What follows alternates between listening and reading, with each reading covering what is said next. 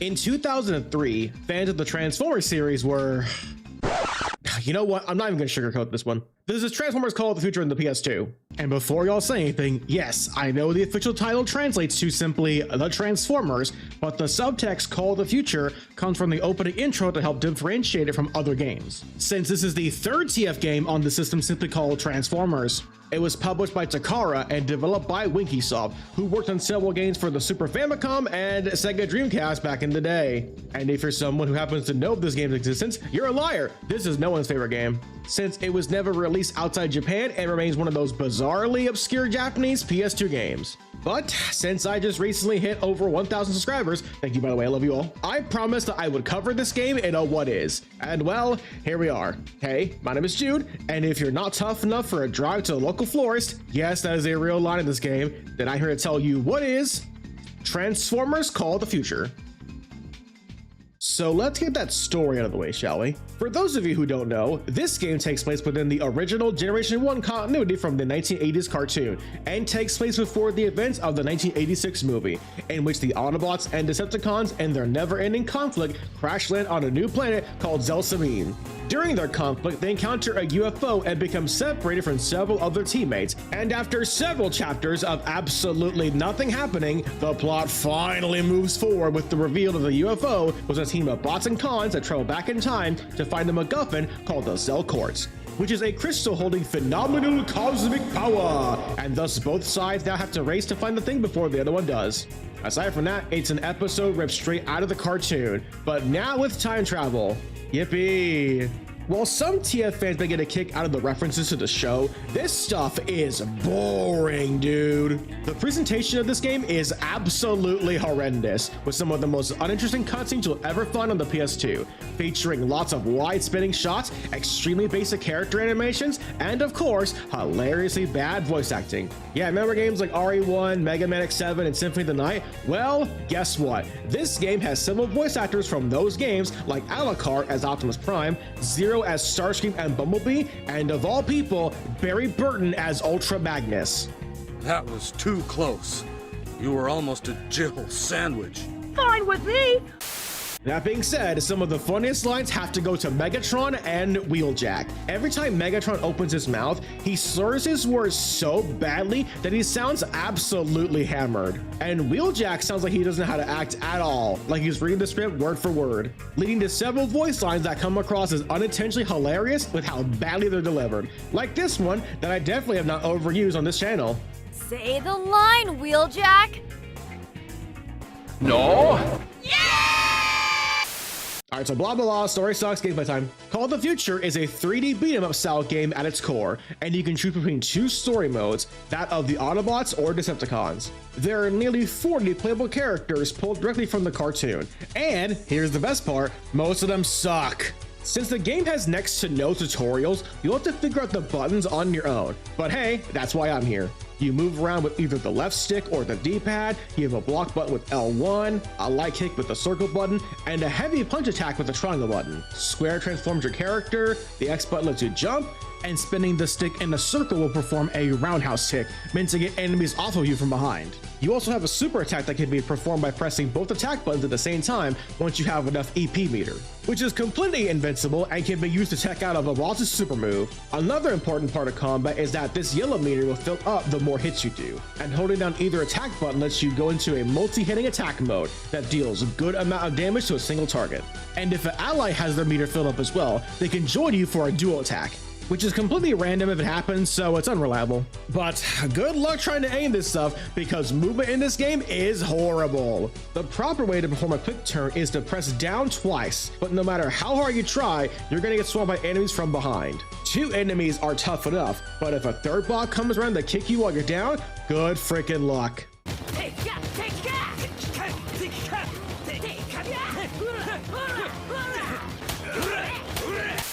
Now your objective is to defeat all the enemies to move on to the next area, and most levels will have a handful of bosses to take on before moving on to the last boss of the mission. And the majority of levels will have you complete an objective to progress further, like defeating all the enemies within the allotted time, or beating up a tower before time runs out. There are 10 stages in total, and every stage will reward you with a new character to add to your team. like Bumblebee after stage 2 or Astro Train after being stage 4. Before the stage begins, you can pick one robot to play as and 2 other units to help you during the levels. Not only that, but you'll be required to select a formation for the other 2 units to follow along. Basically, the back row sets them to guard mode, while the front row has them set to attack mode. But it's best to set your allies to the attack formation, because guard mode makes them do absolutely nothing. Help me. You can also change their formation via the select button during stages, as well as transforming your transformer to boot. Here's a quick tip, don't do that. They will just stick it in neutral and do absolutely nothing while you get your butt handed to you. Did I mention that the AI is dog poop in this game? So as far as characters are concerned, despite how many of them there are, it's best to stick to a small handful, since units who are brought into missions level up afterwards. Yeah, did you know there's a leveling up system in this game? Well, here you go. Stats absolutely matter in this game. When you beat enemies in the levels, they drop energon cubes that can be picked up and used to level up your character's HP and EP, as well as dropping red and blue orbs that can restore your health and energy. There's also these orange cubes that drop randomly from certain boxes, which will sometimes reward you with a new firearm or even a shield at the end of the level. These can be upgraded in the menus, but don't bother. Guns aren't exactly friendly, since you have to stand still while shooting, and the lock-on and damage is trash, so don't bother with these things. If a unit has low health, like under 1k, they belong in the trash. But what the unit turned into is just as important. Like how car characters have better movement in vehicle form, truck characters like Optimus and Rodimus have a hard time moving around the stages, but they do have a decent super wall and big rig that stomps foes. Yeah, that totally makes up for the back controls, right guys? Cars like Wheeljack and Bumblebee can quickly turn in car mode, making them much better for stages, especially when the game throws in arbitrary driving sections with time limits. And whatever you do, do not pick the jet characters. Sure, they can fly now, but since the movement is so bad, they will always swerve around and run into walls and change back into bot mode instantly, which ends up wasting your precious blue meter. In fact, you know what's worse than the jet? A floating cassette player, especially one that takes forever to move around and does nothing but rickroll you the whole game. Listen to me, Optimus Prime. So if trucks aren't good and jets are even worse, what's a good means of transportation, you may be asking? Oh, why, it's simple really. The answer is a gun. No, seriously. Most of the gun characters will annihilate enemies and bosses in less than 30 seconds. That being said, there's only a handful of them in the game, and they're only available for Decepticons. Megatron may be slow as molasses, but he can decimate foes in gun and robot mode, no problem. There's also Shockwave if you get near the end of the game, but his gun mode only hits single targets for some weird reason. That being said, the best character in the game is, by far, Galvatron.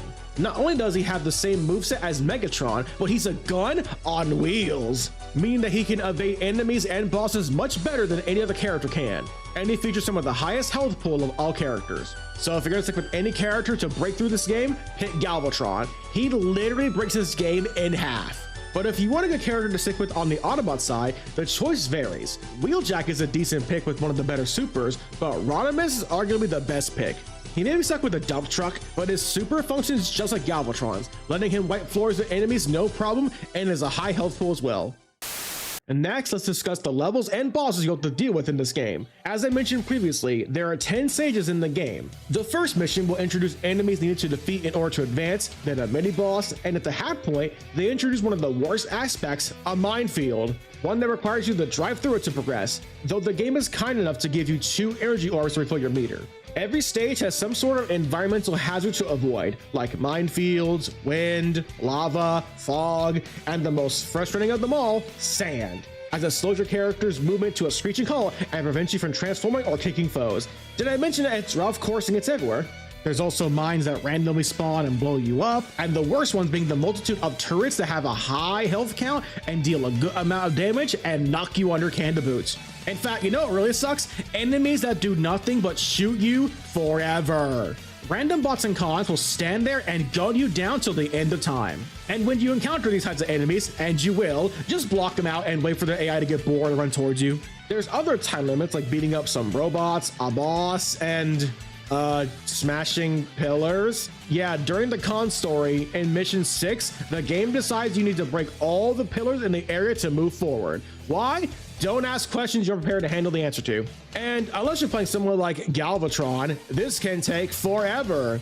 Every stage has a multitude of boss fights as well. Just like your teammates, they too can transform and bulldoze their way through you. And every boss is accompanied by a set amount of enemies to clear the arena, along with the, once again, previously mentioned time limits during boss fights, like in Stage 8 against Cyclonus and Octane, who, for some reason, spends the whole fight trucking around preparing whatever these things are. And get used to fighting the same bots and cons over and over and over and over again, because the game will repeat previous fights many times. The first instance being Soundwave and Wheeljack near the end of Stage 2. But one of the worst repeat fights has to go to the tree hugger himself, Hound. You have to fight this guy, not once, not twice, but 4 times. His worst encounter is in the second half of Stage 4, where the game brings in, of all things, bots that grab you and blow you up. Can you get this grab?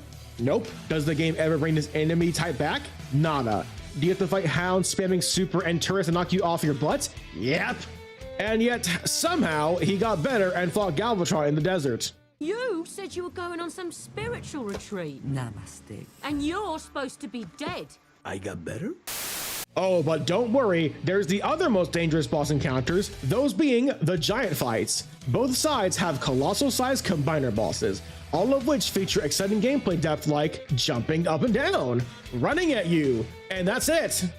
What else is there about the combiners? Oh yeah, there's combiner fights against foes like Predaking, Computron, and Raiden from Metal Gear Rising. Yeah, that's really cool game. Well, the only other noteworthy encounter is in the final level of the game, where you double jump to avoid the lasers, even though the game's never introduced us to the player beforehand. Just go with it. And, of course, a boss rush against a giant combiner, 2 to 3 bosses at once, and the final battle against both faction leaders. Oh, and it's a cage match, and every time you get hit, you're knocked around. And for some reason, if you die in this encounter, it's back to the previous fight. Thanks, game. And just like every other previous boss, they run away like Orion Pax in the new TF1 movie. Oh yeah? Well, watch this. Am I done yet? Am I done yet? No? No? Okay, fine. I'll talk about it. Fine, sure. Now, what if I told you there's more to this game? What if I told you that this game has a New Game Plus feature? No, seriously, there's a New Game Plus. After beating the game once, you can play through the stages all over again, but you carry over your previously unlocked characters. But things start to get interesting when you recruit new characters who weren't featured in the main story. And it all comes ahead when you get to the 5th stage, where it's revealed that the New Game Plus is an alternate scenario, where you get to take on clones of either Optimus or Megatron to boot. There are several characters pulled out of the G1 and Headmasters cartoon, such as Brainstorm, Skullcruncher, Ratchet, and an evil version of Rodimus called Dark Hot Rod, because he's got a mustache and that makes him evil. There are even more obscure characters like the Monster Bots Double Cross and Grotusk, along with Sixshot, who has the highest transformation count of any character in the entire game, being able to choose between 5 transformations like a wolf, a carrier, and of course, a gun. But the craziest one has to be Trypticon at the end of the Decepticon campaign. At first you think, oh snap, I get to play as a giant dinosaur, right? Well, yes, but actually no. You see, you get to play as this little accessory called Full Tilt. Yeah, that little purple thing in his chest, yeah, it's Full Tilt. Yes, I get to play as the chest of Trypticon. Thanks, that's exactly what I want in game. I'll lend you Full Tilt if you find anything to destroy. Call me. I don't really want this. Okay, so let's go over some tips and fun facts about the game, shall we? Within the options menu, if you head over to the config, you can change the subtitles from Japanese to English. When starting the game, if you want to pick a difficulty, save yourself the trouble and just play on easy mode. There's literally 0 difference in terms of difficulty and whatnot. Only that when you die, you have a time limit to continue. If you play as the Decepticons, you may notice that, unlike the Autobots, they can grab and throw their allies at enemies. Why? Because they can. And because Starscream really wants to throw Megatron like in Transformers 86. Oh, how it pains me to do this. Wait, I still function. Wanna bet? So hopefully this video has given you a good idea on what this game is and how it plays. If you wish to purchase this game, don't. It was never ported to any newer systems and is only playable on a Japanese PS2 due to the fact that PS2s in the States are region locked. Sure, you may get lucky and find a used copy on eBay like I did, but copies of this game go for around $40 too much for my liking. Or, you know, you could just emulate it. That being said, the PCSX2 version is plagued with game-breaking bugs and glitches, so be warned. Transformers Call of the Future is a bizarrely obscure game that barely anyone knows about, except for me because I'm a weirdo. While it may feature tons of references to the source material, it's not worth anyone's time due to its awful controls and repetitive gameplay. Anyways, thank you all so much for watching. Please like, share, comment, subscribe, and once again, thank you all so much for over 1,000 subscribers on this channel. It's been my goal for nearly 2 years, and I can't thank you all enough for helping me reach this milestone. Have a blessed day, and I'll see y'all next time. Take care.